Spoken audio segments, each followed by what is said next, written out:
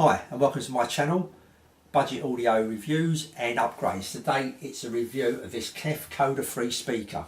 A recent speaker I bought, only just had time really to get it out and actually start mucking about with it, listening to it. Another local pickup, so that was nice, could go around and listen to it. And a few nightmare, I've just had one literally a couple of days ago, speaker coming, not working, like, you know what I mean. I've had so many, and not that people plug these in and if a sound comes out they think, oh it's alright, it's working, but you may get the tweeter not working or something like that, or the bass speaker not working in one. They've got themselves in stereo and they kind of listen from a distance. They think, oh, it sounds alright, but not actually going up to each speaker, all that kind of stuff. So you've got the aggro of sending it back, you know, carting it down the local post office or postal place, wherever you send it.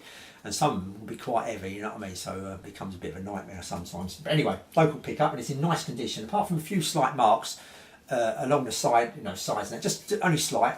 But other than that, it's actually, you know, in mint condition. The front of it, the driver, everything's nice. And what I usually do with these speakers, as soon as I get them, I usually put some little stickers on the bottom, because you're sliding them around on your top, on your cupboard or anything like that.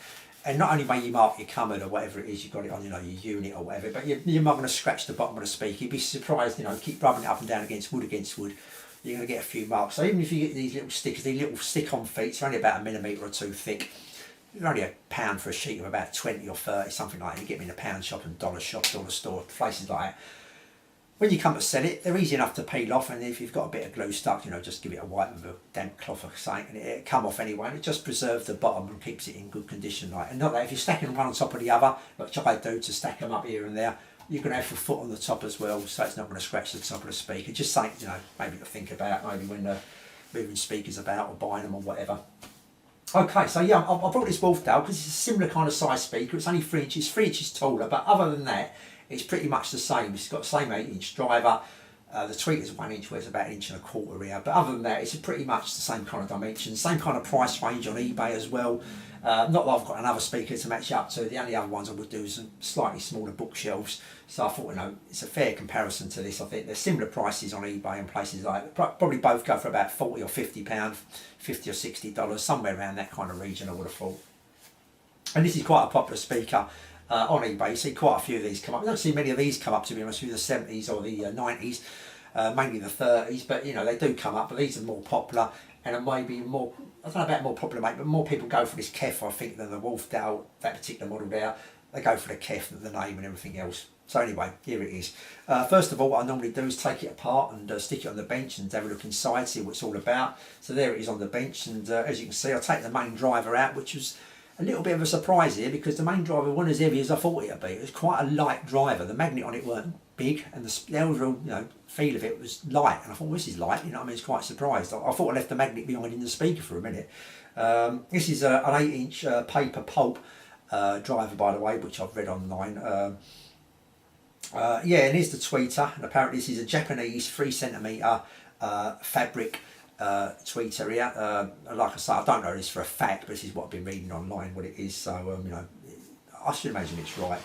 As you can see, there's plenty of padding inside, and yeah, I keep looking at these padding and feeling around inside, and I keep thinking one of these days I'm going to find a bundle of money, like someone's hid their money in there, like their cash, you know what I mean, their wad. I'm going to elastic band with about £1,000 in or something like that. So that would be nice. Yeah, I'll let you know if that happens. Maybe. Right, okay, yeah, here's the crossover. Quite a complicated little crossover here, quite a few components, like, you know, coils and capacitors on here. So quite involving, which I was surprised, you know what I mean, some of these usually have, you know, 2, 3 parts maybe, but it's got quite a few bits on it, so quite involving. And here's the back of the speaker, just normal 2 connectors. These are screw-in as well as banana plug type connections.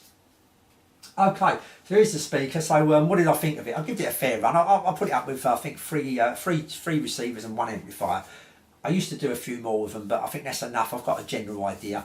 You can get lucky, and you can get a speaker that's, you know, not a great speaker with all of them, and you may find, you know, you may have 10 or 15 amps or something like that, and one of them, all of a sudden you dig one out and it just seems to match up a little bit better, and you get a little bit more better sound out of it. And I kind of forgetting that now and again, but I get the general feel. And like there's a bit of a lottery really. You could be lucky and have that amp just gets a little bit more, you know what I mean. Never going to bring a bad speaker brilliantly, but you know, I may just tweak it up a little bit. I've just been finding that out as I've been going along really, with all these speakers and amps, receivers, etc. But like I say, I'm going to compare it with this a bit as well.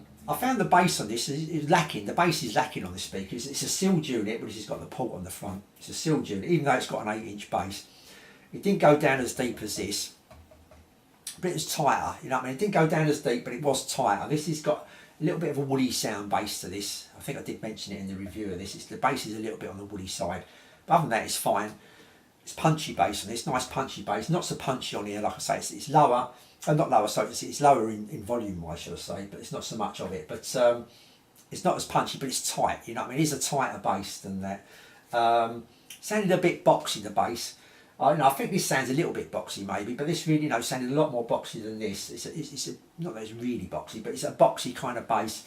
And the old speaker, I mean, the vocals and that sounded okay. The vocals are okay. A little bit on the edgy side, a little bit. There's okay, the vocals, but you find that everything in this speaker is in the speaker. Like you know where it's coming from. You place it in the room. I mean, I've had it up here. It's a bit small for up here. This room's a bit small for this speaker, but I've had it downstairs and there.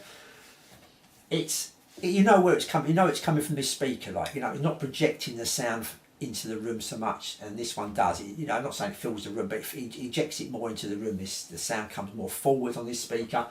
But it's more withdrawn. It's a laid back sound on it. It's very, very laid back. It's a natural kind of sound, neutral kind of sound, I would have said, but it's laid back. It's in the speaker, like, you with me. The vocals sound, like I say, sound okay, a little bit on the edgy side, and the eyes. I found the eyes on this speaker. It could, they were there, but they could do with a little bit more detail and a little bit higher, like, what I mean. Whether it's something to do with a crossover in here, I don't know. But the eyes weren't. It was okay, what I mean. But could be a little bit more detail and a little bit more higher. I thought, compared with this definitely had more detail and definitely went up a little bit further as well with the eyes compared to this speaker here. So when you listen to drums and some big fast beats and some big hits on the drums and stuff like that, this is more dynamic. It was happening kind of thing, where it was like laid back kind of like, it wasn't it didn't get you involved. I mean, if you stuck a disco track on, so to speak, or a dance track or something like that, and you put it on this speaker and you're sitting down, you're thinking, oh yeah, okay, like, just listening to it kind of thing. You stick this speaker on and you'd be wanting to jump up and, start dancing away and all that kind of stuff, getting involved, I mean? This ain't a very involving speaker, or this is like, I mean, you want to jump up, the comparison there between the two. Yeah, I think it's probably going to be all right for some classical kind of music, so some laid back music, or some slow music, what I mean, something not too involving. It's probably going to sound all right, this speaker. But if you're into more fast upbeat things, then this is definitely the speaker out there too. So like I said, they're both about £60. Oh, sorry, £50 or £60, maybe £40 or £50, probably more like it, $60, something like that. And out of the two, I definitely recommend this one out of the two. I mean, if I out of choice, I'll take this one all day, like, what I mean, definitely. So, like I say, the bass may be a bit more woollier, but everything else, like, it's getting more involving, more punchy, what I mean, more dynamic. This speaker was better, I thought, out of the two. So maybe that's why you see quite a few of these. These always seem to come up on eBay. There's always, plenty of them about, so to speak. Maybe people get them and want to move on and whatever. Probably get them because of the mate Kef, thinking it's going to be a great speaker, but it's probably one of their. It's a budget. It's a Kef budget speaker, and that's probably exactly what it is. And this, like I say, this ain't, this goes quite cheap. This speaker sometimes. It's it's not a bad speaker for the money. Like, what I mean, you're getting a fair speaker there, really, for the money. Okay, so that's my review on the Kef Coda III. I hope that's going to come, some help to some people somewhere. And I'll be back soon with something else. Until then, I'll see you all soon.